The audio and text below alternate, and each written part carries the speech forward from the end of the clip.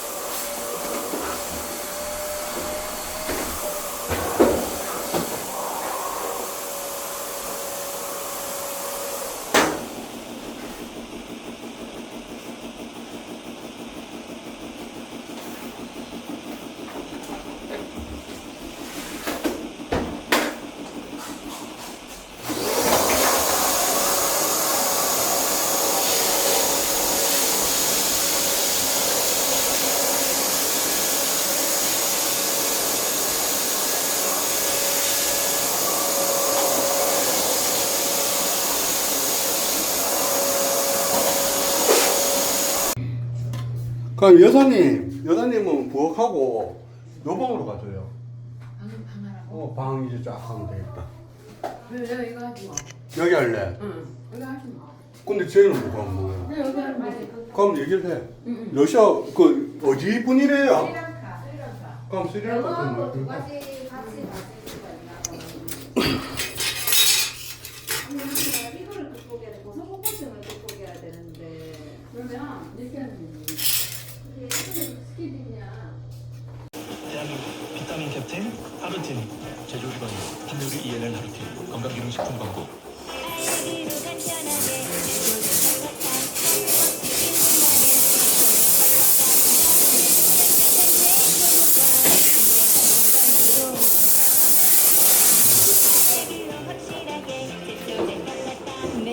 알약성 제초제 타타타.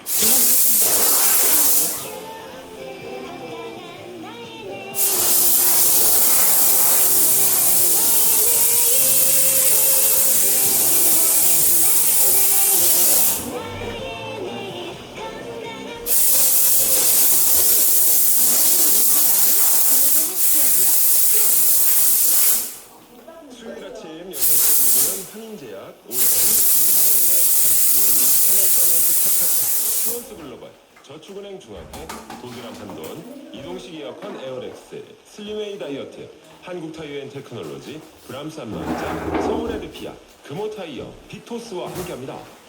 자, 모처럼 여유 있는 아침을 맞고 계신 분들일수록 더 크게 으라차차차 예. 투표 마치신 분들도 으라차차차 몸을 좌우로 좀 흔들흔들하면서 최대한 늘려주시고요. 언제든지 일수 오세요. 안으로 모이진 않나, 목이 거북이처럼 앞으로 쑥 나와 있진 않나 수시로 체크하시고요. 자세가 좋으면 몸이 덜 피곤해요. 그리고 어제 튀어나온 똥배에 힘줘서 안으로 이렇게 감추는 거 있잖아. 이렇게. 이것만 잘해도 운동이 된다고 하셨잖아요. 수시로 해보니까 진짜 운동이 되고 땀도 납니다. 그러니까 앉아있을 때나 걸을 때 또 엘리베이터 기다리면서 서 있을 때 이 배꼽이, 그러니까 나와 있는 배가 등에 닿을 듯이 안으로 쏙 넣는 거. 쏙. 이거 좋더라고요. 네, 근데 중요한 건 등이나 어깨가 굽으면 안 돼요. 어깨 허리 가슴은 당당하게 펴고 배꼽을 등에 붙일 듯이. 내 배가 이렇게 쏙 들어가면 진짜 좋겠다. 늘 이러고 있어야 되겠네. 자, 당당하게 가슴 쫙 펴고 시작하는 아침. 어디서 여성시대와 함께하고 계신지 실시간으로 알려주시기 바랍니다. 문자는 #8001, 우물정 8001번, 단문 50원, 장문 100원이 더 들고요. MBC 스마트 라디오 미니로 보내시면 무료입니다. 시원한 컵빙수 오늘도 넉넉하게 준비했으니까요. 1, 2부에 소개된 모든 분들께 모바일 쿠폰으로 보내드리겠습니다. 네. 자, 7853님. 투표는 누가 뭐래도 사전투표가 제맛이죠. 지난주에 호다닥 사전투표로 국민의 주권을 실행하고 오늘은 널브러져 있기. 다음 달에는 이사를 해야 해서 오후에는 부동산 댕겨올 거예요. 그 전까지는 라디오와 함께 여유 즐기기 시작해 주셨습니다. 야, 이 문자 안에서도 그 여유가 제대로 느껴지죠? 그래요. 맞아, 사전투표하면 오늘이 굉장히 또 한가롭게 보낼 수 그렇죠. 있는 휴일이 될 수 있죠. 8713님 투표하러 갔는데 신분증 모바일 앱 작동이 잘 안 됐어요. 웬만하면 실물을 챙겨가는 게 좋을 것 같습니다. 그렇죠. 그래도 아직까지는 실물로 챙겨갖고 다니는 게 제일 속편하죠. 그래요? 예. 1681님, 저희 가족은 벌써 투표하고 바다 낚시 왔는데요. 와, 시원하시다. 용왕님께서 투표 잘했으니 고기 많이 보내주셨으면 좋겠어요. 그러게 바닷속에 용왕님이 아실래나? 투표를 하고 왔나 안 하고 왔나? 하기사이 낚시도 말이죠. 이게 뭐 자기가 고기를 잡고 싶다 그래서 잘 잡히는 것도 아니고, 그죠? 그러니까요. 그럼 묘하죠, 낚시라는 게 진짜. 네. 0600님 투표하고 출근 중입니다. 네, 여성시대표 컵빙수 보내드리면서 첫 사연 배달합니다. 충북 청주시 청원구의 문미용님. 올해 지천명의 나이에 들어선 청주 사는 50살 여성입니다. 살면서 여러 모임을 해봤지만 오늘은 제 인생에서 가장 특별한 모임을 소개하려고 해요. 우리 모임은 10명의 여성으로 이루어져 있습니다. 나이는 40부터 70까지. 사는 곳도 서울, 천안, 청주, 부산, 인천 뭐 제각각입니다. 어떤 모임인지 짐작이 안 가시죠? 우리는 지난해 암요양병원에서 만났습니다. 함께 아픔을 견디고 서로를 붙들어주며 투병의 시간을 건너온 사람들입니다. 누군가는 유방암, 누군가는 자궁암, 또 누군가는 대장암과 취로 곱고 풍성하던 머리카락이 한 움큼씩 빠져 두건으로 머리를 감춰야 했습니다. 식사 후 밀려오는 구역질과 고열, 한기와 무기력함은 말로 다 설명 못할 고통이었죠. 어제의 내가 사라지고 오늘의 나를 버텨야 하는 시간들. 하지만 그때마다 먼저 치료를 겪은 사람들의 경험담이 길잡이가 되어주었고 곁에서 손을 잡아준 사람들의 응원이 버팀목이 되어주었습니다. 그렇게 우리는 견뎠습니다. 아니 어쩌면 서로를 붙잡고 함께 건너왔다는 말이 더 맞을지도 모르겠습니다. 그리고 지금 모든 치료를 마친 우리는 다시 일상으로 돌아와 포레스트라는 모임을 만들었습니다. 서로에게 숲이 되어주자는 뜻입니다. 지치면 기대어 쉴 수 있고 길을 잃으면 다시 방향을 찾을 수 있는 숲. 얼마 전에는 처음으로 1박 2일 여행을 다녀왔습니다. 목적지는 대전. 여행의 시작은 역시 맛집이었습니다. 맛있는 점심으로 배를 채운 후 계족산 황토길 맨발 걷기에 도전했습니다. 몇몇은 맨발이 부담스러워 운동화를 신었고 체력이 아직 충분히 회복되지 않은 왕언니는 중간에서 쉬어가기도 했습니다. 함께 웃고 떠들며 왕복 4km의 황토길을 걸었습니다. 건조한 황토는 생각보다 단단했고 발바닥은 금세 아팠습니다. 특히 내려오는 길은 체중이 실리면서 통증이 더 크게 느껴졌지만 우리는 알고 있었습니다. 라는 거대한 산을 넘어온 우리에게 발바닥의 작은 통증쯤은 웃으며 이야기할 수 있는 추억거리라는 것을요. 산을 내려와 시원한 물에 발을 담그고 씻어내던 그 순간의 청량함은 지금도 잊히지 않습니다. 숙소에 도착한 우리는 짐을 풀어놓기가 무섭게 놀이판부터 버렸습니다. 큰 상 2개를 펼쳐놓고 다음날 커피값을 걸고 게임을 시작했습니다. 탁구공을 배관판에 넣기, 병뚜껑 멀리 던지기, 아이들 장난감인 스파이더 젤리를 창문에 던져 가장 오래 붙어있기. 지금 생각해도 피식 웃음이 나는 게임들이지만 그 순간만큼은 모두가 진심이었습니다. 마치 대학 시절 MT를 온 학생들처럼 깔깔거리며 웃고 소리 지르고 승리욕을 불태웠습니다. 게임이 끝난 뒤에는 왕언니가 선물해준 왕서방 파자마를 맞춰 입고 릴스 영상도 찍었습니다. 아래층이 문 닫은 가게라는 사실에 안도하며 우리는 50살도 60살도 70살도 잠시 잊었습니다. 음악에 맞춰 춤을 추고 웃으며 마치 시간을 거슬러 올라간 사람들처럼 놀았습니다. 그날 밤 우리의 웃음소리는 아마 세상 어느 청춘들 못지않게 환했을 겁니다. 다음 날에는 온천에 들러 오랜만에 세신도 받았습니다.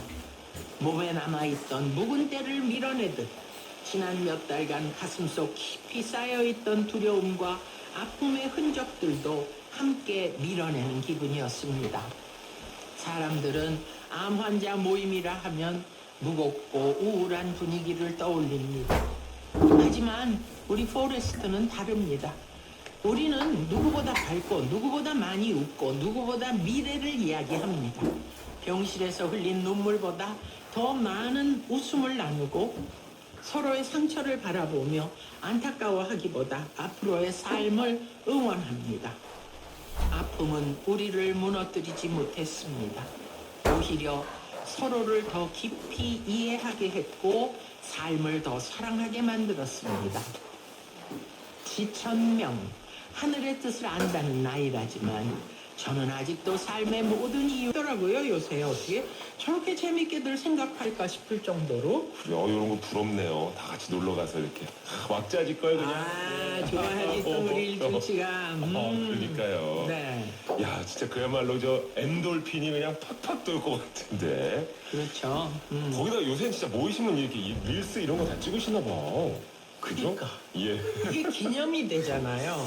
그리고 왜 치료받다 보면 가끔씩 이렇게 푹 가라앉을 때 그 사진을 보면 또 기운이 날 수 있으니까. 맞습니다. 뭐 그래서 암 환자들 모임이 있다고 음. 언젠가 저기 우리 예.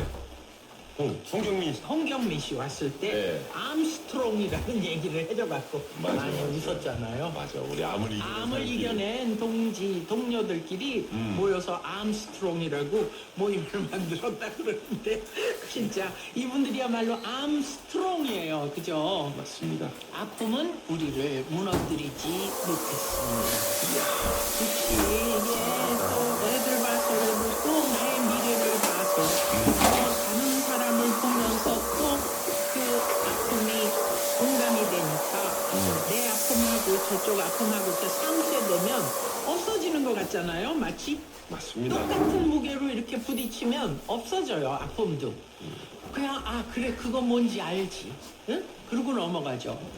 지금 병상에서 혹은 진짜 몸이 좀 불편하시거나 힘든 분들 이렇게 응원의 사연이 도착을 했으니까 힘내시기 바랍니다. 이렇게 이겨내고 좀 아픔 따위 아무것도 아니다. 우린 무너뜨릴 수 없다. 라고 하시지 않습니까? 자, 정원영의 다시 시작해 함께 하겠습니다.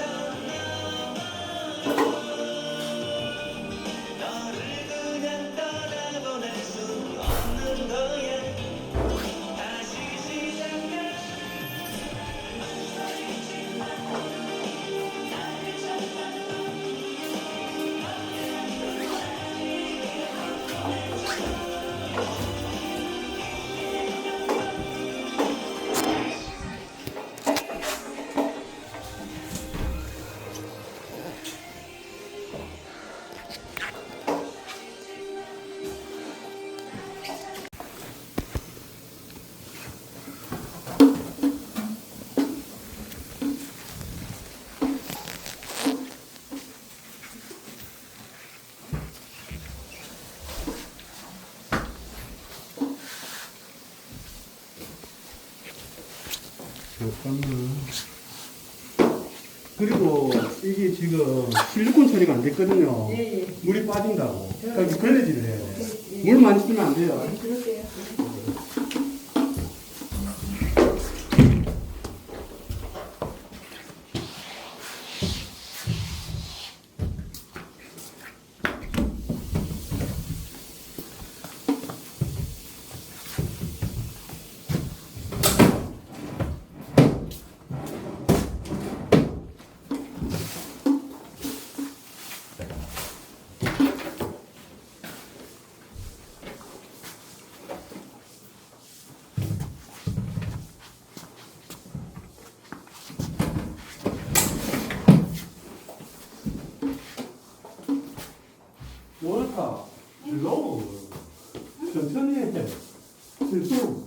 아까 반짝이 수세미 어디 있어? 어디다 놨어? 어디?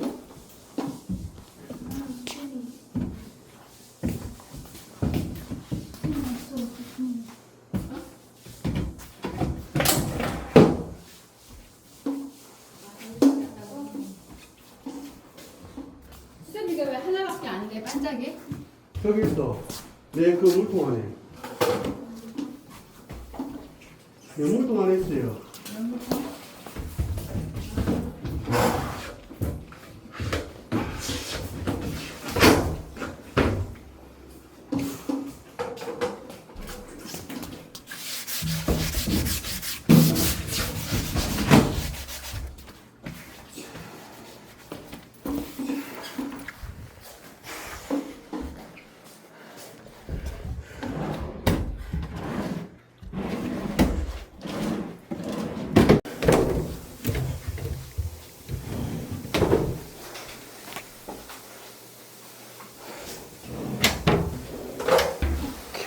그러게 이제 날도 더워지는데 배까지 무거워지고 이거 얼마나 고생입니까? 거기다 입덧까지 한다고 그러니 아유 얼마나 지겠어. 갑자기 예전에 제 아내도 생각납니다. 원체 이렇게 뭐 살이 안 찌는 체질인데 임신했을 때 갑자기 몸이 부어가지고 몸이 무슨 스펀지 같더라고요. 메모리콘 있죠? 발등을 이렇게 제가 꾹 눌러봤더니 어머 쭉 뭐야 신기하다고 막 그때 하는데 맞아요. 마지막 해봐. 나는 이제 정말 마지막 해봐. 자기 발에 메모리콘이야 막 이러면서 어우 철딱서네. 많은 응원이 필요합니다. 임산부들 파이팅 하세요. 여성시대 열린 사서함 꼭 아내나 친구 아니면 직장 후배처럼 한 사람 콕 찍어서 보내지 않으셔도 돼요. 라디오 듣고 계신 당당인들 모두에게 저처럼 바보같은 실수하지 마세요. 이렇게 당부하셔도 좋고요. 이거 제가 잘못한 건가요? 억울합니다. 이렇게 답답하고 속상한 마음 알아달라고 호소하셔도 됩니다. 02789-1004, 02789-1004번으로 남겨주시면 소개되신 분들께 맞춤형 선물도 보내드립니다. 네, 잠시 후 3, 4부에서는 성진 스님 그리고 김진 목사님 모시고 함께합니다. 여기는 여성시대입니다. 김연아 씨, 어디로 모실까요? 든든한 내일로요. 네? KB국민은행 IRP로요. 다양한 금융상품으로 수익률부터 안정성까지 더 기대되니까 제대로 가시네요. 같은 연금 다른 내일 KB국민은행 퇴직연금 IRP. 원금 손실 유의, 투자자 상품 설명서 및 약관 필독. 7번 국회의원, 고급공무원, 찬성, 장차관 이 5도둑놈을 비판한 김지아 씨 오적으로 56년 전에 강제 폐간된 대한민국 대표 잡지 사상계 2026년에 신오적을 들고 다시 돌아왔습니다. 복간 사상계가 찾은 신오적, 새로운 5도둑놈들 어떤 놈들인지 서점에서 찾아보세요. 좋은 세상 만드는 사상계. 다양한 가구와 LG 가전제품을 한자리에서 만나는 고양 가구박람회. 최대 70% 할인 혜택. 50만 원 이상 구매 고객에게 선풍기, 계란찜기 각 400대 경품 추첨 기회까지. 6월 18일부터 21일까지 킨텍스 제2전시장 고양 가구박람회. 알로에는 많습니다. 하지만 23년 연속 세계 인류 상품은 오직 하나입니다. 50년을 알로에와 함께 걸어온 유니베라. 정직한 원료, 과학적 효능, 그리고 시간이 만든 신뢰. 대한민국 알로에 유니베라. 지금까지의 얼음 정수기 기능만 많다, 작기만 하다. 그 생각에 깔끔하게 선 긋다. 더 강화된 얼음 기능. 얼음 정수기 국내 최소 사이즈로 더 작게, 더 쓰기 쉽게. 더 M. 얼음 정수기의 시작과 끝. 청원 아이스. 데이팩으로 전하세요. 하루 한 번쯤 가요. 참 쉽다. 데이팩 건강해. 하루 한 번 전해요. 참 쉽다. 데이팩 사랑해. 건강도 사랑도 데이팩으로 전하세요. 참 쉽다. 데이팩. 하루 한 번 데이팩. 참 쉽다. 데이팩. 건강기능식품.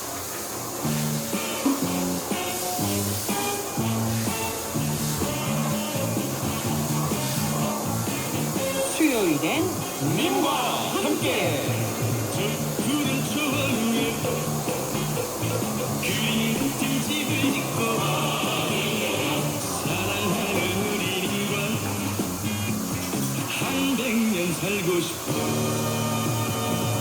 우리가 함께라면 더 나은 길을 찾을 수 있다고 믿으면서 수요일엔 님과 함께 성진 스님, 김진 목사님 모시고 함께합니다. 두 분 어서 오세요. 안녕하세요. 예, 두 분 반갑습니다.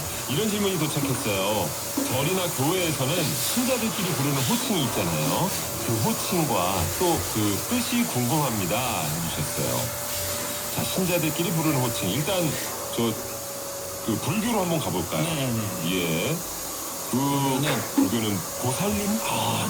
진짜 이 보살이라는 칭호 자체가 깨달은 이제 중생 그런 표현도 되고 보통 이제 관세음보살 불교에서는 이제 부처가 되기 전에 그 모습을 보살이라고 표현을 할 정도로 이분은 이미 부처가 될 수 있는데 지금은 중생과 함께하는 모습을 갖춘 분 이름을 보살이라 부르는데 하필이면 유일하게 한국 불교만 그래요? 여성 신도에게 보살이라는 칭호를 부여합니다. 한국에서만요? 네. 오, 그 신기하네. 네, 보디사트바라고 하는 보살 칭호하는 게 외국 스님들과 되게 신기했어요. 그래요?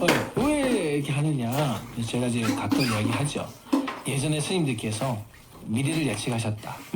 절에를 여성이 많이 올 거를. 그래서 호칭 중에 제일 좋은 호칭을 여성에게 부여하신 것 같다. 이제 보살처럼 살아라는 뜻에서 여성 신자에게 보살이라 부르고 남자의 신자들에게는 거사님. 그러니까 나이가 좀 있으면 거사님, 나이가 조금 젊으면 처사라는 표현을 쓰셨는데 지금 이제 거사님이라는 표현을 이제 공식적으로 많이 쓰죠. 거사님.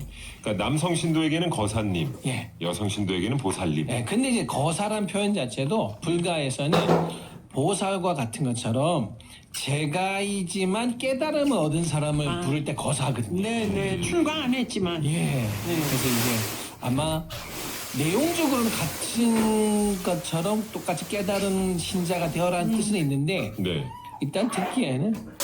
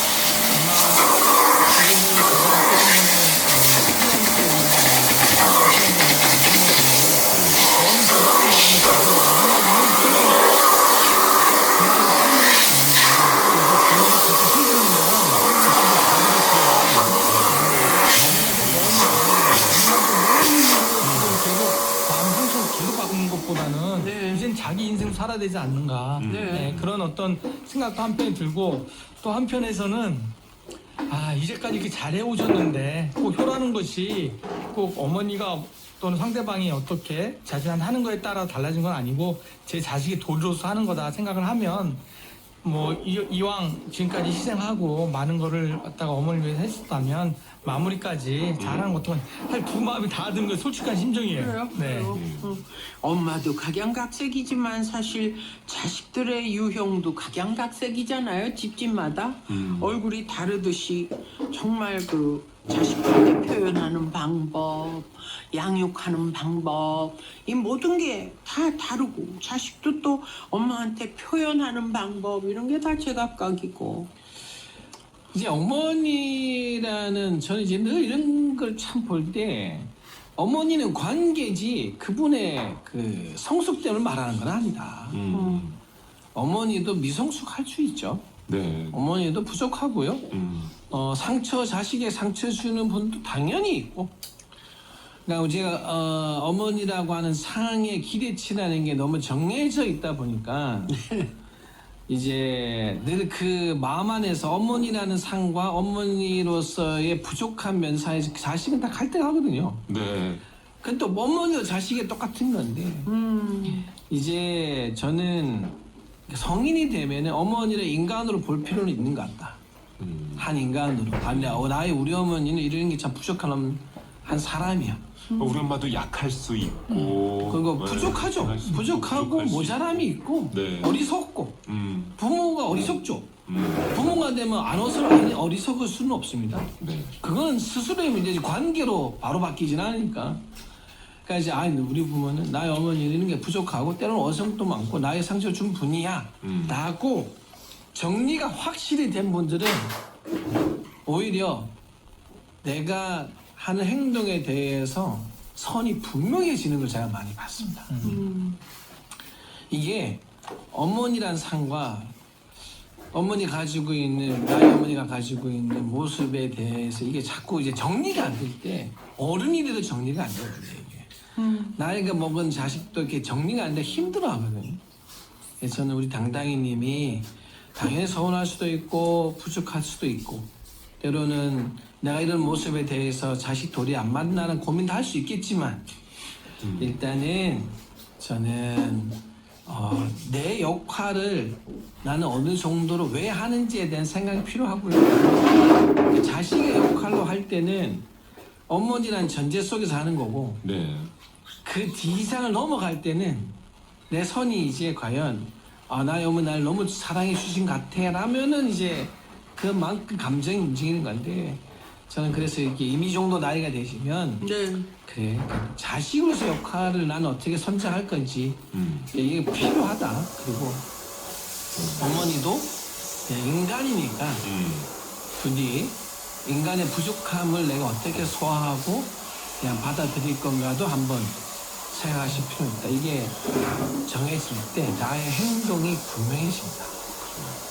보니까 모시고 사는 건 아닌 것 같아요. 그죠? 네. 예. 그래도 친정 엄마니까 간혹 찾아뵙고 이렇게 같이 식사하고 하는 그 와중에 한마디씩 내뱉는 엄마의 그 말 한마디 때문에 뭔가 좀 서운하고 하는데 우리 엄마도 충분히 부족할 수 있다. 한 사람의 인간으로 받아들이시고 그냥 만나실 때 그냥 내 마음 편하게 정성을 베푸면 어떤 어떨까요? 분은 어머니한테 가니까 우리 어머니 엄마는 사는 게 부족해. 난 엄마 같이 안 살려 노력 많이 한다. 대놓고 하시더라고. 근데 그게 어머니에게도 필요해요. 예. 자식이 정확하게 말해주는 건 어머니도 자기를 돌아봐야 되니까. 그거는 저는 부모 자식도 서로가 성장의 과정 속에서는 필요하다고 봅니다. 저는 이 사위분도 조금 위로를 해주면 좋겠는데 사위가 장모 사랑이 대단하거든요. 오, 네. 그런데 완전히 가족 취급도 안 하고 소외당한 그 소외감 때문에 사실은 이제 친정 안 간다 그러잖아요. 그래서 이 사연을 보내신 분이 남편 좀 위로해 주시고 맞아. 그리고 또 남편이 그런 마음은 계속 갖지 않도록 그래서 조금 더 가까이 수 있도록 한번 그러면서 다시 한번 좀 회복의 기회가 됐으면 좋겠다 생각이 듭니다. 알겠습니다. 자, 이번에는 남자친구에 관한 고민 사연입니다. 남자친구가 직장도 잃고 배달 일을 하면서 지냈는데 이렇게 살아서는 답이 없다며 제 이름으로 대출을 받고자 했습니다. 갑자기 이렇게 간다고? 그래서 대출을 해줬더니 그 돈으로 주식을 하다가 다 날리고 2, 3년 동안 갚다가 얼마 전에 헤어졌습니다. 그런데 상대는 저를 괴롭히기 위해서 앞으로는 빚을 하나도 안 갚겠다고 으름장을 놓고 끝낸 상황이에요. 생활비도 제 카드로 써서 기름값, 식비, 오토바이 수리비, 오토바이 구매 할부값 등등을 제가 다 갚아야 합니다. 대출은 29년까지 갚아야 하고요. 그간에 든 비용은 인생값이라고 생각한다 해도 앞으로 나오는 카드 대금은 받아내고 싶은데 어떻게 해야 할지 모르겠어요. 아니 근데 뭐 어쨌든 사랑하니까 그 남자친구가 뭐 대출을 좀 받자 했을 때 뭐 정말 아낌없이 지원을 해줄 수 있지만 뭐 어쨌든 헤어졌다니까 그거는 너무 잘하셨어요. 그렇죠. 그리고는 29년까지 갚아야 되는 문제는 어떻게 해결해야 할까요?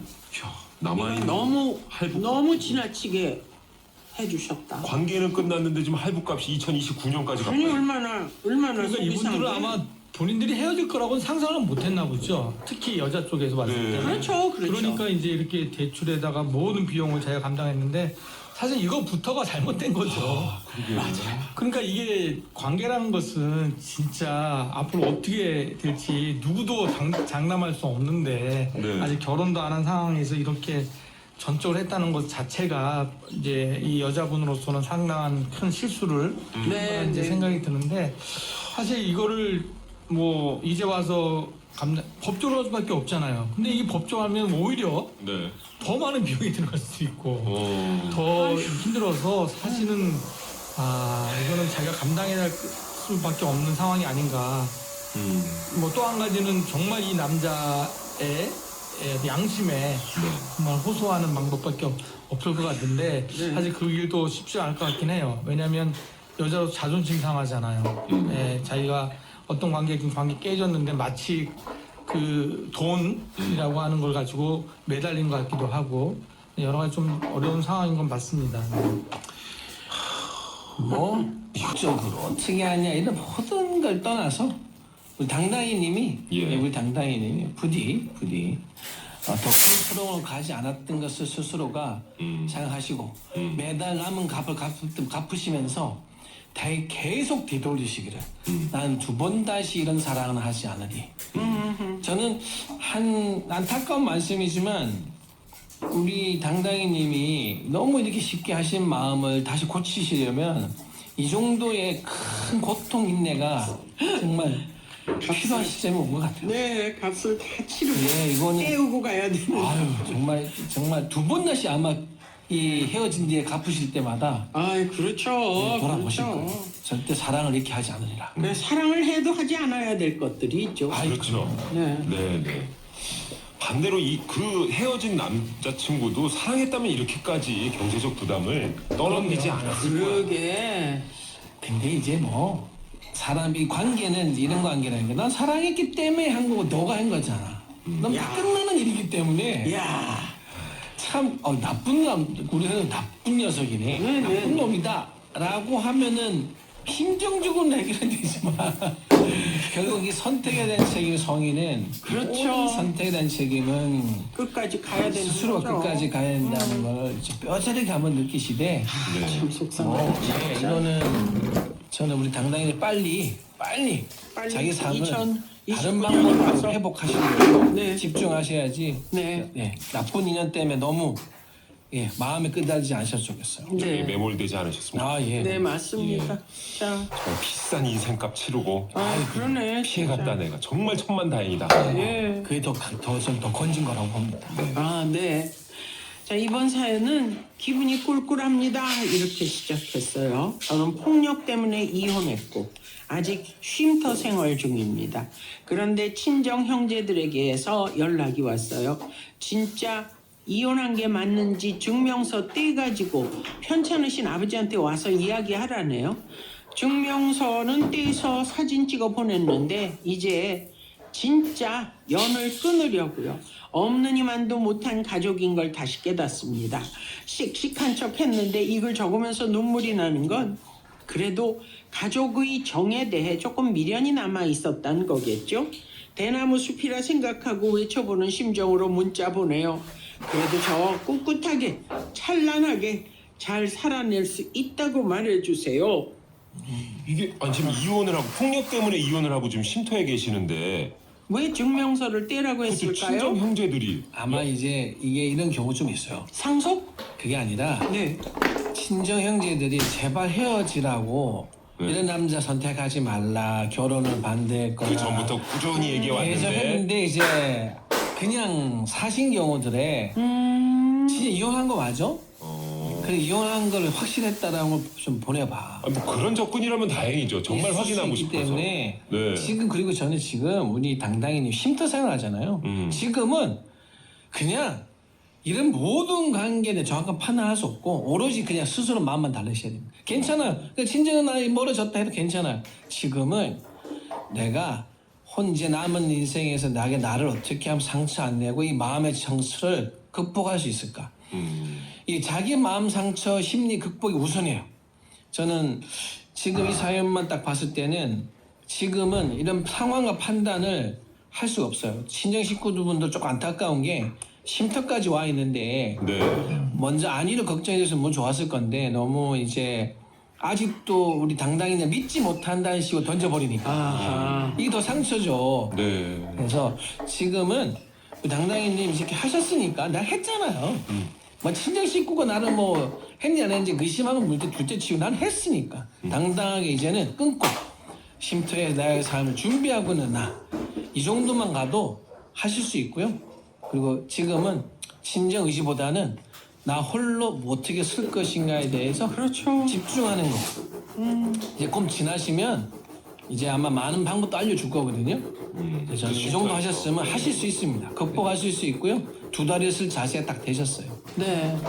그러니까 지금 쉼터에 있다는데도 이렇게 뭔가를 요구하고 위로해 주지는 못할 망정 뭔가를 강요한다는 거 보니까 그 전부터 친정 식구들에게 뭔가 막 받은 마음의 상처가 좀 많으신 것 같아요. 그러니까 본인이 저 꿋꿋하게 찬란하게 잘 살아낼 수 있다고 말해주세요 이렇게 표현하셨잖아요. 네. 사실은 이 말 표현하는 것 자체가 이런 모든 상황을 극복할 수 있는 그런 자신감이 있다고 봐요 저는. 그러니까 자신들이 지금 처한 모든 상황에 여러 그 상황을 고려하려면 하다 보면 오히려 더 스트레스 받고 더 우울해지기도 하고 그러니까 나쁜 상황보다는 이제 앞으로 혼자서 살아갈 어떤 힘을 축적하고 계획을 세우고 자신감을 회복하고 하는 이 모든 어떤 시간들을 갖는 것이 가장 중요하지 않나 생각합니다. 네.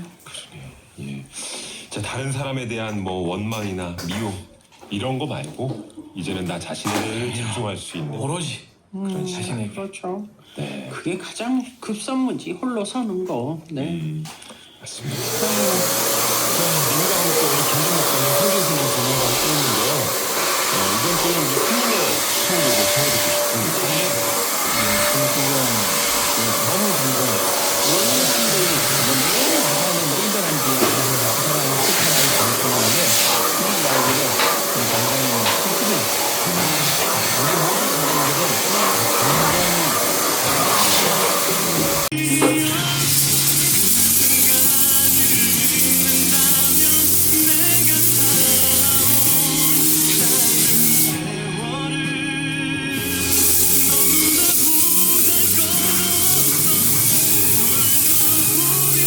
도 우리가 잊지 않고 기억한다면 그들은 영원히 남을 것이다.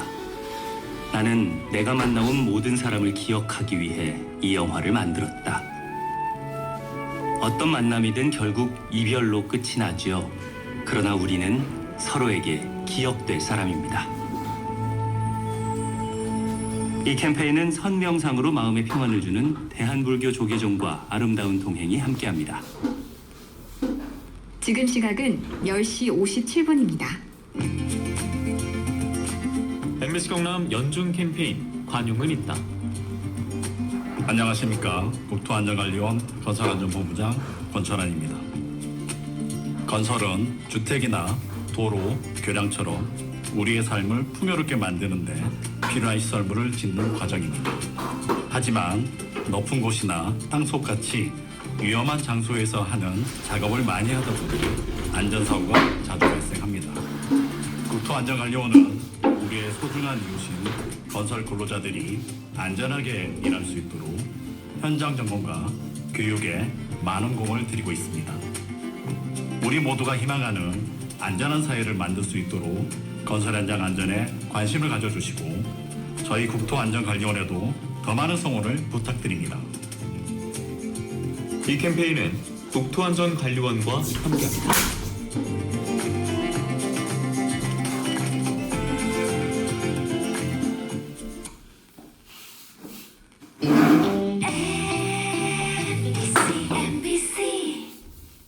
MBC 경남 1분 건강정보. 어깨가 망가지면 몸만 힘든 것이 아니라 마음까지 함께 무너집니다. 어깨 속 회전근개 심줄도 생로병사를 겪습니다. 나이 들면 심줄 소미가 수명이 다하고 또 뼈에서 떨어지기도 합니다. 심지어 30%에서는 봉합조차 불가능할 정도로 심하다고 알려져 있습니다. 하지만 손상된 어깨 심줄 대신 팔이나 등 근육을 이용하는 새로운 치료 방법을 고려해 볼 수 있습니다. 어깨를 움직일 수 있게 되면 마음도 다시 살아납니다. 어깨는 날개입니다. 정형외과 전문의 백창희 원장이었습니다. 기다림은 끝났다. 승리를 향한 거침없는 도전. 2016 KBO 리그. 위풍당당 이호중 감독의 두 번째 시즌은 더 단단해진 전력으로 가을 야구를 넘어 더 높은 곳을 노립니다. 공룡들의 거침없는 질주를 MBC 경남 라디오 중계와 함께하시죠. 야구는 NC, 중계는 MBC. 이 프로그램은 경남은행과 함께합니다.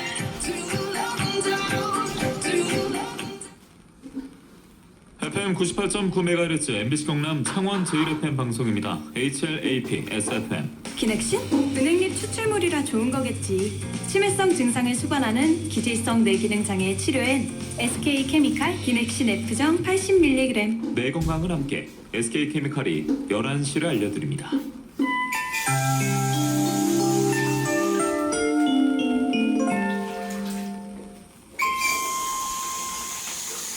MBC 11시 뉴스입니다.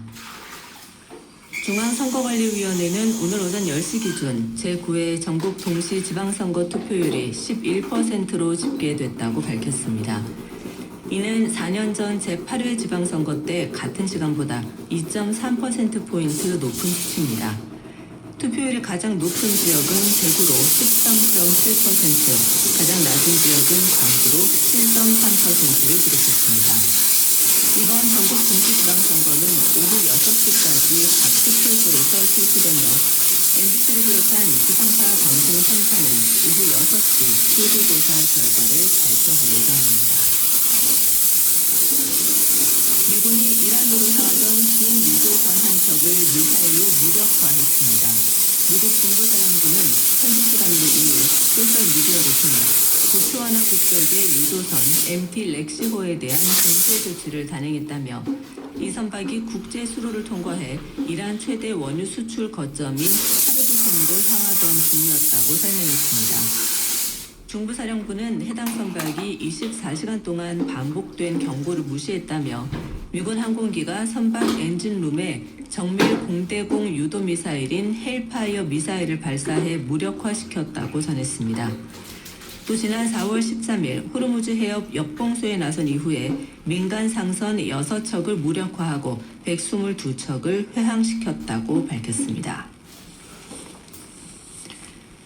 국제원자력기구 IAEA가 지난달 드론 공격을 받은 아랍에미리트 원자력발전소에 기술적 지원을 제공하고 있다고 밝혔습니다.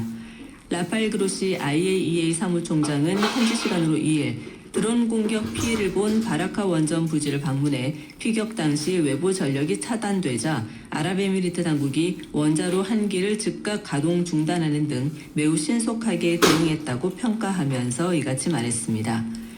한국 기업들이 건설하고 운영에도 관여하고 있는 아부다비 바라카 원전 단지는 지난달 17일 드론 공격을 받았으며 아랍에미리트 국방부에 따르면 공격에 동원된 드론 3기 모두 이라크 영토에서 발사됐습니다.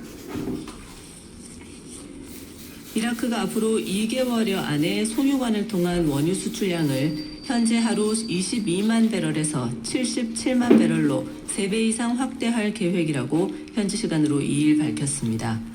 이라크 정부는 이를 위해서 시리아와 협정을 체결하고 지중해 연안 항구를 통해 자국산 원유의 수송, 저장, 취급 절차를 진행할 계획입니다. 이번 조치는 호르무즈 해협 통행 차질이 장기화하면서 수출 경로를 다변화하고 해상 항로에 대한 의존도를 낮추기 위한 전략의 일환입니다. 미국 정부가 철강과 알루미늄, 구리의 파생 상품에 대한 관세를 인하하면서 약 23억 달러 규모 품목의 관세가 내려갈 것으로 기대됩니다. 산업통상부는 미국 정부가 일부 금속 파생 상품 관세를 인하하는 포고령을 발표하면서 오는 8일부터 연말까지 우리 지게차와 불도저, 트랙터 등 일부 이동식 산업기계 등 품목 관세 인하가 예상된다며 기존 관세 합의의 이익 균형이 유지되도록 미국과 우호적 협의를 이어나갈 것이라고 밝혔습니다. 지방선거 본투표가 치러지는 오늘은 전국이 맑다가 오전부터 차차 구름이 많아지겠습니다. 오후부터 저녁에는 강원과 충북, 전라, 경상권 내륙에 5에서 20mm 안팎의 소나기가 내리는 곳이 있겠습니다. 낮 최고 기온은 서울 31도, 대전 31도, 부산 26도 등 전국이 24도에서 32도의 분포를 보이겠습니다. 류수민입니다. MBC 11시 뉴스를 마칩니다.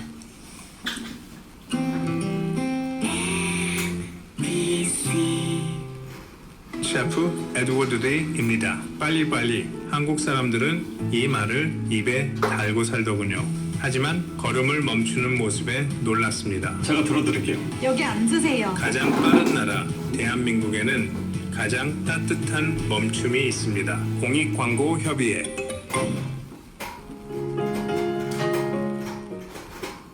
여러분과 함께하는 지역의 진심 MBC 경남입니다.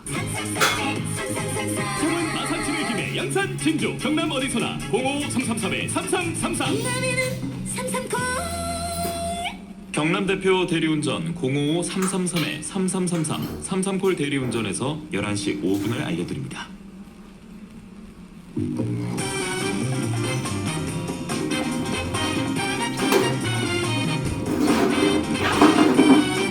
유쾌 상기통쾌 정치 토크쇼 정치 인싸 인사해주세요. 네, 안녕하세요. 윤석입니다. 안녕하세요. 강상필입니다. 네, 안녕하세요. 저는 진행을 맡은 아나운서 이정민입니다. 제9회 전국 동시지방선거 당일 정치인사 특집 방송 광고 다녀와서 시작하겠습니다. 요즘 주식 다들 어디서 해? 설명할 시간 없어. 1위로 타. 휴로 타. 국내 주식 투자 점유율 말도 안 되게 21년 연속 1위. 역시 키움. 키움증권. 05부터 25년도 회계연도 증권사 주식량도 금액 기준 출처 코스코 투자전 설명 진출 및 상품 설명서 약관 필도 원금수신 발생 가능 및 투자자 기소. 데이팩으로 전화세요. 하루 한 번쯤가요. 참 쉽다 데이팩. 건강해. 하루 한 번 전화요. 참 쉽다 데이팩. 사랑해. 건강도 사랑도 데이팩으로 전하세요. 참 쉽다 데이팩. 하루 한 번 데이팩. 참 쉽다 데이팩. 건강기능식품. 트럭도 금호로 버스도 금호로 튼튼한 타이어 금호로 기억해요. 타이어는 금호 KTS로 프리미엄 보증까지 트럭버스 타이어는 금호 KTS로. 내게 기대 저축은행 당신 곁에 저축은행 기대하던 미래와 만나요. 당신의 기대, 당신의 미래. 저축은행에 기대세요. 내게 기대 당신의 저축은행. 세상이 스마트해지는 사이 우리는 어두워졌는지도 모릅니다. 보이지 않는 곳에서 아파하고 눈물 흘리는 사람이 없도록 환인이 함께하겠습니다. 세상을 환하게 환인제약. 환인제약. 더위에 지친 작업 현장을 구하라. 강력냉풍으로 쿨하게 작업 현장을 시원하게 에어렉스 이동식 에어컨. 무더운 여름에 확실한 파트너. 원하는 곳 어디든지 시원하게. 에어렉스 이동식 에어컨. 에어렉스. 안전하는 오늘부터 스타젠. 스텝 바이 스텝 발견한 스타젠. 데이 바이 데이 가볍게 스타젠. 매일매일 편안한 발걸음 안전화 스타젠. 더 가볍고 편한 안전화 스타젠. 하루틴 모델 손흥민입니다. 매일 먹는 비타민 많이 먹는 것보다 얼마나 잘 흡수되는지가 중요합니다. 그래서 하루틴은 리포존 제형 기술로 흡수율을 높였어요. 이제 비타민 흡수율로 까다롭게 고르세요. 대한민국 비타민 캡틴 하루틴. 제조리 바이오 판매율이 ENL 하루틴 건강기능식품 광고.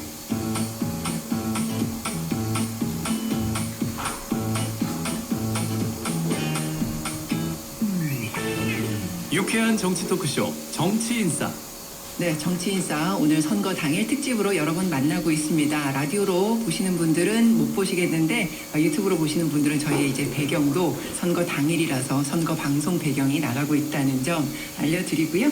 자, 뜨거웠던 6.3 지방선거 드디어 오늘로 결론이 납니다. 오늘 정치인싸에서는 오늘 승부를 표를 가를 변수가 뭔지, 그리고 오늘 저녁 개표에서 어디를 눈여겨봐야 되는지 양당 대변인의 시각으로 짚어보겠습니다.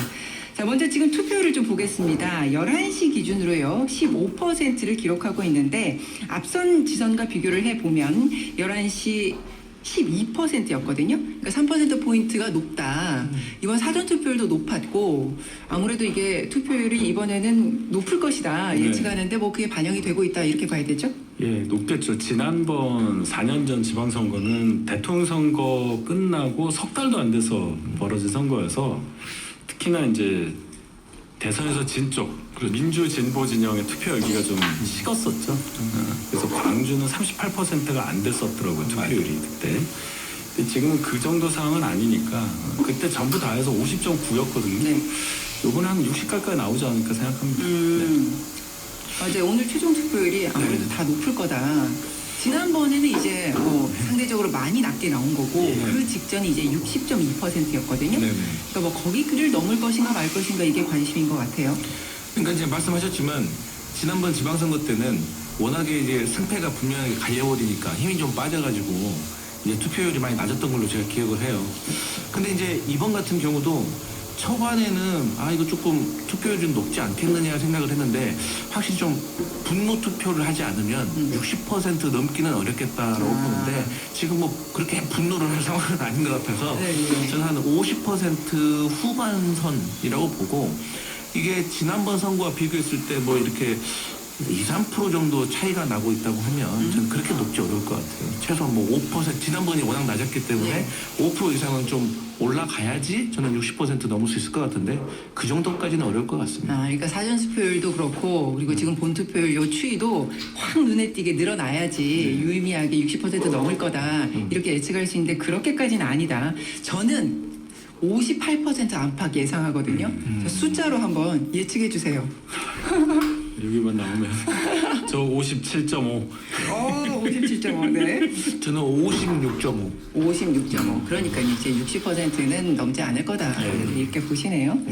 자, 지역별로도 좀 보면 현재 지금 오늘 11시 투표율 가장 높은 곳은 대구 18.9%고, 제일 낮은 곳이 전남 광주 11.4%인데, 이건 아무래도 이제 사전 투표율과 정반대로 나오고 있는 거잖아요. 그러니까 그때 사전 투표율이 높았던 곳은 지금 낮을 수밖에 없는 거고, 이게 반대는 또 반대인 거고. 그렇게 보시면 한 번만 할 수밖에 없으니까. 그러니까 먼저 하냐 나중에 하냐 차이라고 저는 생각해요. 알겠습니다. 뭐 어떻게 눈여겨보시는 점 있으십니까? 저는 당연히 부산 갑에 저는 관심이 다 쏠려 있고, 또 부산 시장도 당연히 저희한테 중요한 접전지이기 때문에, 그리고 이제 두 번째로 따지면 대구. 정말 모르겠어요. 그래서 분위기로는 괜찮은 것 같은데, 워낙 근데 당세가 저희 민주당이 좀 약한 곳이라서. 근데 어제 마지막 이제 그 김부겸 후보 유세하는데, 제 인생의 마지막 유세입니다 하면서 눈물 지는, 좀 제발 좀 대구 시민들께서 마음의 문을 열어줬으면 좋겠다라는 생각이 좀 들더라고요. 자꾸 하신 아버지께 노래를 바치면서 이제 김부겸 후보가 울었어요. 뭐 또 이게 화제가 됐어요? 저도 봤습니다. 그래서 어디 주목하십니까? 저요? 부산 북갑의 결과에 대해서 많이 신경 쓰죠. 그리고 다른 지역, 뭐 대구도 말씀하셨는데, 말씀하신 대로 혹시 정말 어떻게 될 수도 있으니까 거기도 보고, 이제 앞으로 정치 상황과 연계돼서 보는 지역이 많죠. 서울, 부산도 저는 굉장히 유심히 봐야 되는 지역이라고 생각합니다. 알겠습니다. 언제쯤 당선자 확인이 가능할까 다들 궁금하실 텐데, 지난 지선 평균 개표 시간은 7시간 40분이었더라고요.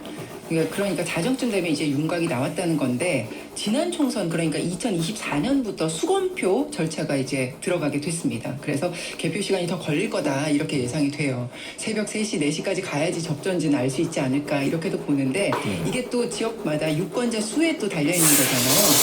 이번 재보궐에서 유권자 수가 제일 적은 곳이 부산 북갑이더라고요. 12만 5천인데. 근데 이제 거기는 평균 개표 시간보다는 조금 더 빨리 결과를 그래도 알 수 있다, 뭐 이렇게 볼 수 있죠. 사람 피말이 한두 표의 가치가 엄청 커지니까. 좀 빨리 나왔으면 좋겠다는 마음이 있는데 예를 들어 4년도에 그렇게 수범사 없었을 때임에도 경기도지사 선거가 워낙에 0.15% 차이로 8.8m를 졌거든요. 방송 소속까지 하다가 집에 가다 뒤집어졌어요. 경기도는 사실 유권자도 제일 많을 뿐 아니라 너무 부분이 큰 적중을 해왔기 때문에 이제 정말 끝까지 새벽까지 갔어야 되는 거고 이번에는 그렇게까지 가야 될 이유는 않아요? 근데 그런 것들이 분명히 있을 겁니다. 네, 지난번 저도 갈때 말씀하시니까 생각나는데 지난번 서울 중구청장 선거 같은 경우도 얼마 안 새벽 3시 반이 넘어가지고 뒤집힌 거예요. 그래서 결국에는 뭐 한 400표 정도 차이가 났거든요. 그러면 400표 차이라고 하면 상대 후보가 200표만 더 득표하면 상황이 바뀐다는 거거든요. 제가 알기로는 뭐 방송사에서 와가지고 그 후보한테 이 꽃목걸이 걸어주고 그다음에 이제 그때 또 성동구청장 예. 정원호 예. 청장도 그 어려운 상황에서 이길 수 있는 몇 안 되는 지역구여가지고 거기로 넘어가서 꽃목걸이 걸어줬는데 결국에는 뒤집혔거든요. 그래서 근데 거기도 인구가 그렇게 많지가 않아요. 중구상제.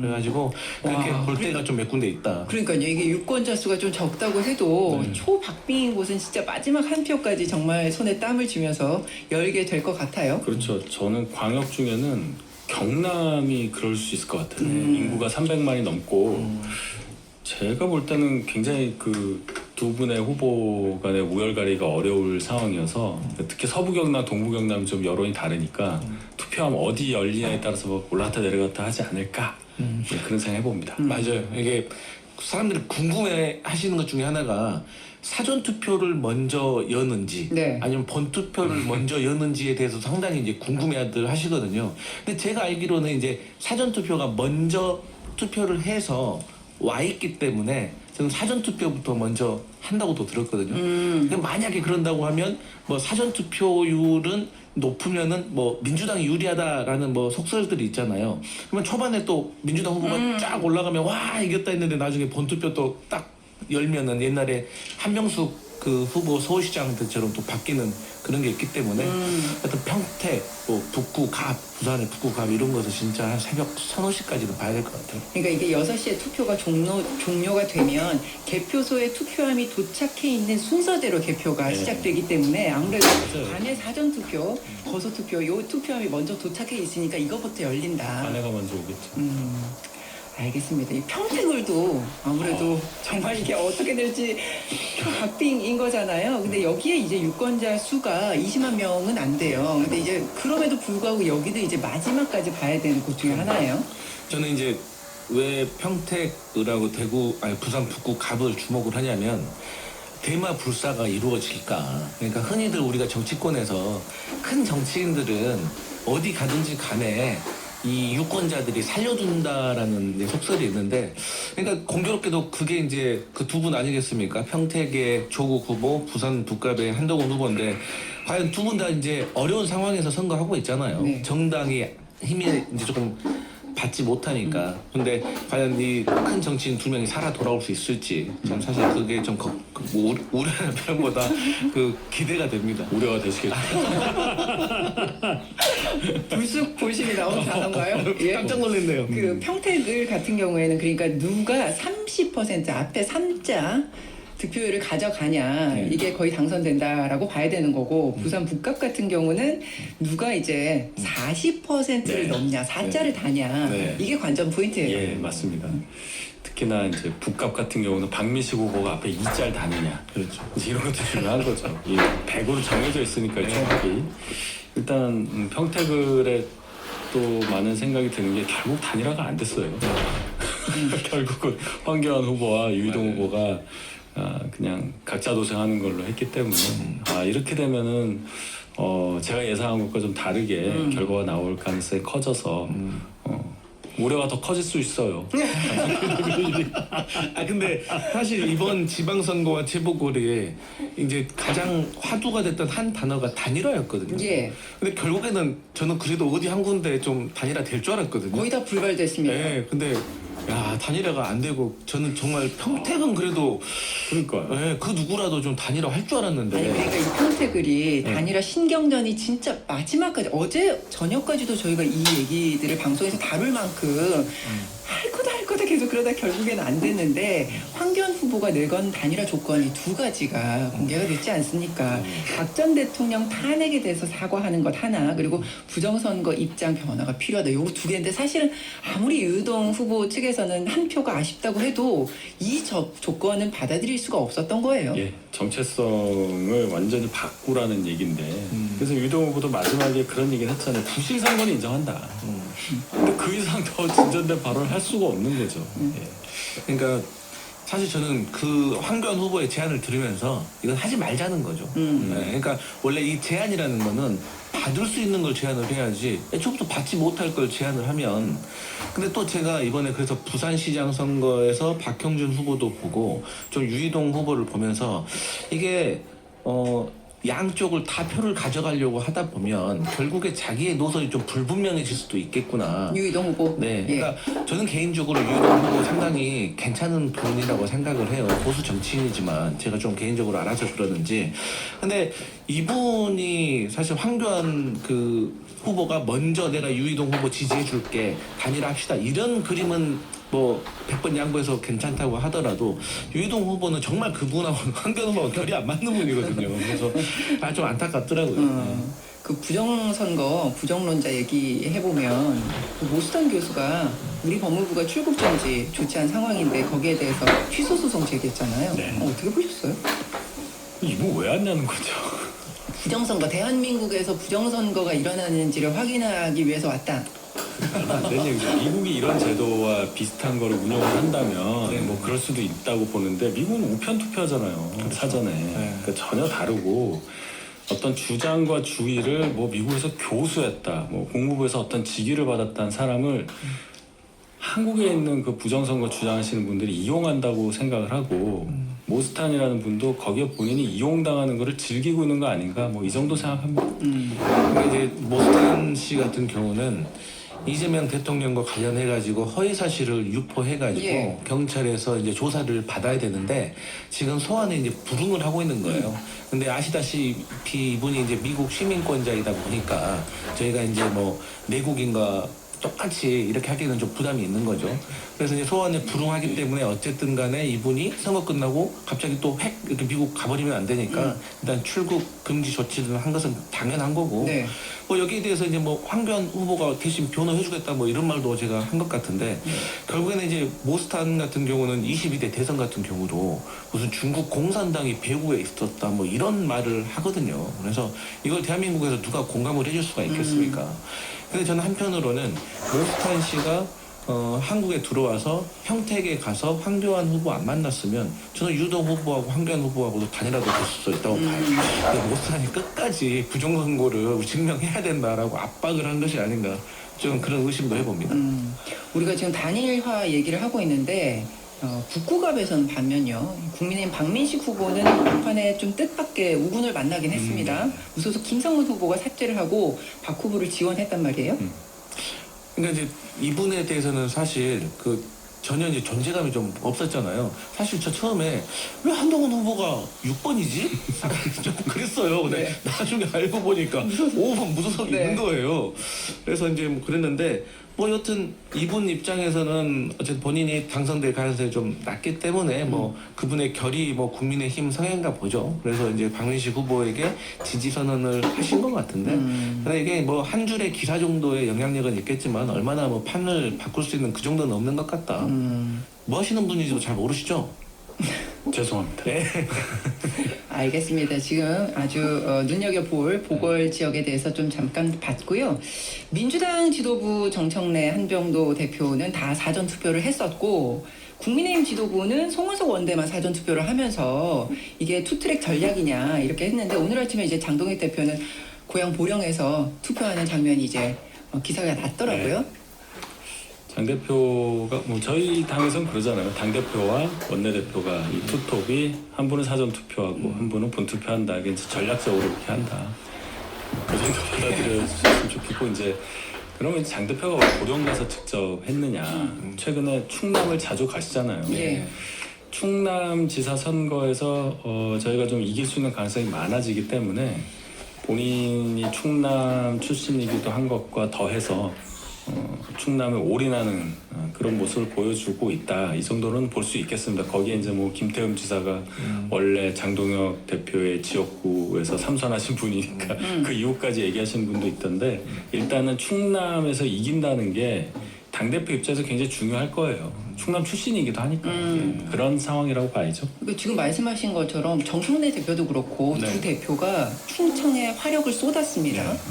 그건 왜라고 보셨어요? 일단 제가 지난 주말에 이제 공주, 청양, 부여 이쪽에 이제 지원 유세를 갔거든요. 근데 여기 시골이라 그런지 정말 사람이 없어요. 그래서 후보들이 본인의 이야기를 좀 유권자들한테 하고 싶은데 사람들이 안 모여 있으니까 이게 할 수가 없어요. 그래서 거기에 이제 저희 영입인재도 있거든요. 김영빈 후보라고 네 번째 영입인재인데 이분도 이제 정청래 대표가 영입을 했기 때문에 어렵게 또 저희 그 지역구에 이제 정치인이 마땅한 분이 없어가지고 어렵게 모셔왔기 때문에 정청래 대표로서는 가서 그분한테 영입을 해왔기 때문에 최선을 다하는 모습을 보일 수밖에 없었다. 그래서 당대표 정도는 내려가야 그래도 사람이 좀 모여가지고 김영빈 후보도 본인 얘기를 좀 할 수 있는 장이 열릴 수 있기 때문에 저는 마지막은 또 본인도 뭐 충청도 출신이고 해서 저는 간 것 같습니다.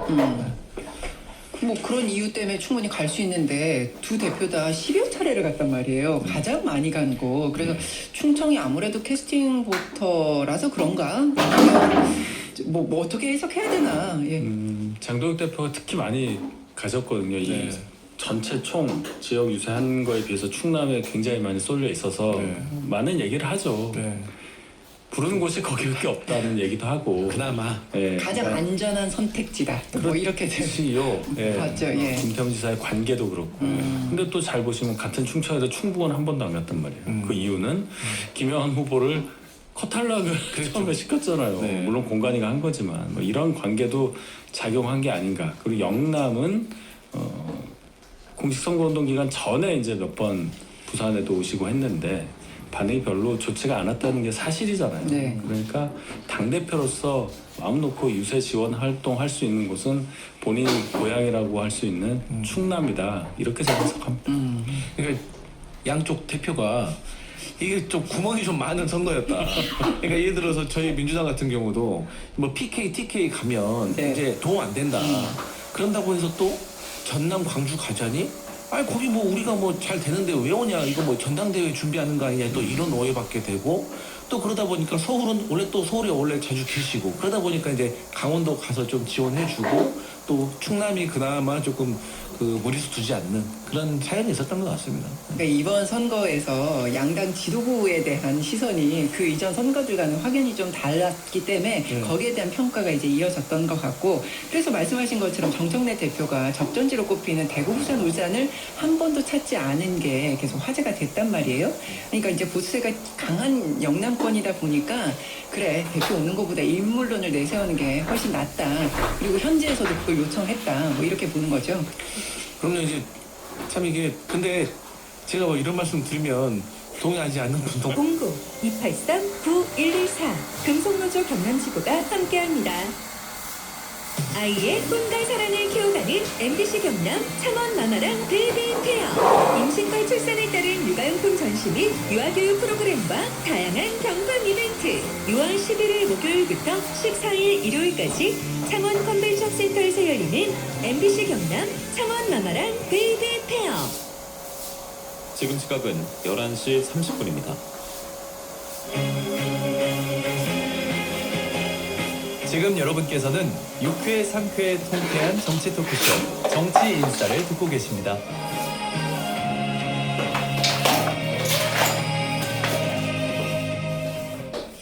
네, 정치 인싸 2부요. 자, 어제 각 후보들의 막판 유세 장면들을 좀 볼까 봐요. 어떤 후보가 가장 인상 깊으셨습니까? 지금 뭐 김부겸 후보 말했으니까 이제 그 전재수 플러스 하정우, 그러니까 우리 하정우를 맡겨도 되겠습니까? 하고 이제 또 하정우가 필요합니다 이렇게 얘기했던 거. 그러니까 전재수 후보가 마지막 일정으로 하정우 후보와 함께하는 네. 막판 유세를 벌였습니다. 네. 근데 이제 또 그와 비교되게 박형준 사회정 후보는 또 그냥 혼자 끝낸 것 같더라고요. 그래서 좀 그런 것도 비교가 됐고. 원래 혼자 끝내는 거 아니에요? 원래 누가 있어야 되는 건가요? 상황에 따라 다르긴 하죠. 근데 이제 저희 그 하정 후보 같은 경우는 아무래도 이제 전재수 후보의 그 어떤 지지세를 업어야지 사실 이 난관을 돌파할 수 있는 상황이 맞는 거고 또 근데 제가 뭘 느꼈냐면 전재수 후보가 얼굴이 상당히 폈다. 되게 얼굴이 좀 인자해진 것 같더라고요. 얼굴 이제 둘이 포옹을 하는데 뒤에서 클로즈를 많이 하는데 예전에 이제 국회의원 하실 때 고생을 많이 하셨거든요. 얼굴이 그렇게 과히 나지 않은 것 같은데 하여튼 두 분이 포옹하시면서 어쨌든 전재수의 뒷자리를 하정우에 꼭 물려주세요라고 이제 호소하는 모습이 나름대로 좀 인상 깊었다.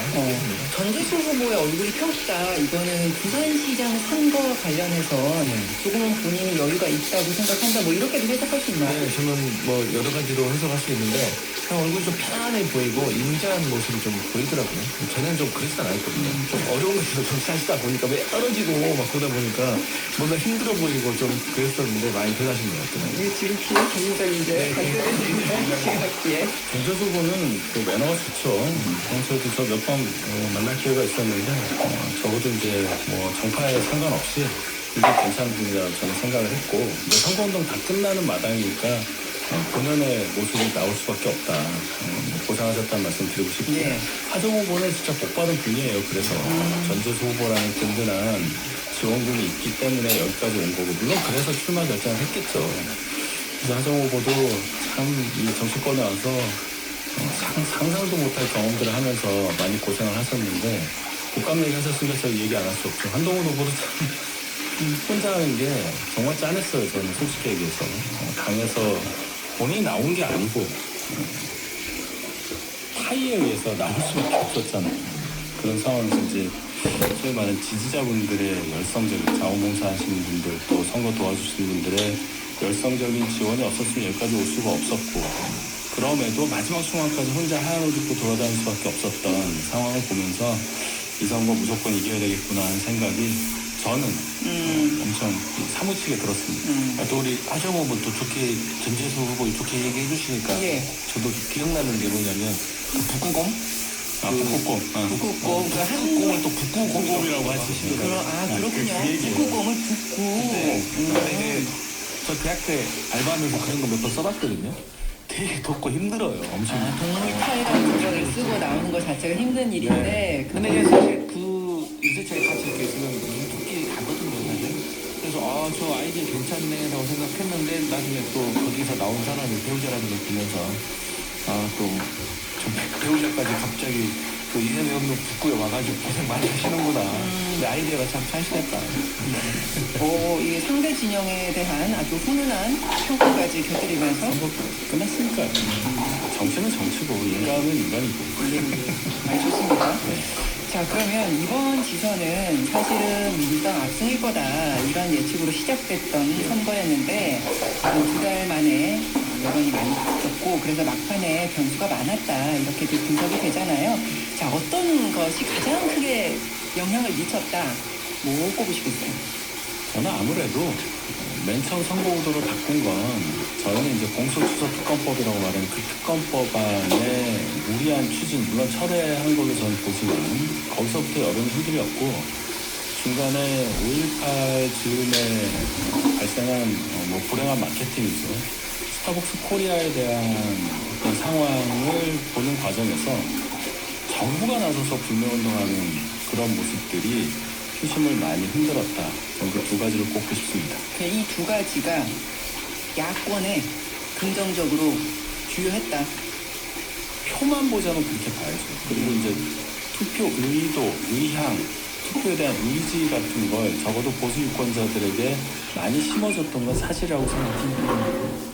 저는 공소 취소는 사실 뭐 인정할 수밖에 없는 것 같아요. 그러니까 원래 이제 보수도 결집할 거라고 생각은 했지만 이 공소 취소 문제를 우리는 조작 기소라고 하는데 어쨌든 공소 취소라고 하면서 대통령이 재판 안 받으려고 하는 거야라고 계속해서 한 목소리를 내더라고요. 그게 저는 중요하다고 봅니다. 그러니까 공소 취소라는 아이템보다 분열돼 있던 보수 정치인들이 국민의힘 내부 갈등이 어쨌든 이 공소 취소라는 그 네 글자로 하나로 좀 뭉치는 계기가 돼서 그러니까 국민의힘 사람들도 어디 가서 선거운동을 하려고 하는데 너희 당권파하고 비당권파하고 사이 안 좋잖아 이런 말 하면 좀 할 말이 없거든요. 근데 이것을 한 목소리로 엮어주는 그런 그 효과를 좀 가져와서 그게 좀 보수 결집을 좀 빨리 일으켰다. 그래서 그게 저희 PK, TK에서는 우리가 지금 좀 고전을 하고 있는 그런 요소가 돼버렸다라고 해서 상당히 아쉽게 생각을 합니다. 자, 그럼 여권에 유리하게 작용했다고 보시는 변수는요?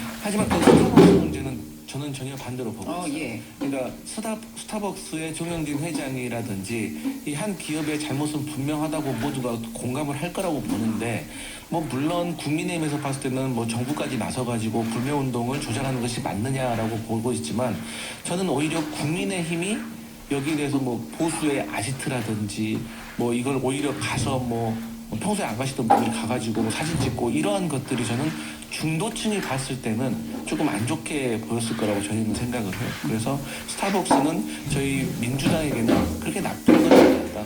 근데 기본적으로 보수 정치가 이념 가지고 선거해가지고 좋은 결과가 없었거든요. 그렇기 때문에 스타벅스는 저희에게 나쁘진 않았다. 그리고 마지막 하나는 이번에 광역단체장 같은 경우는 저희가 신인들이 많고 비교적 국민의힘이 현직들이 많았거든요.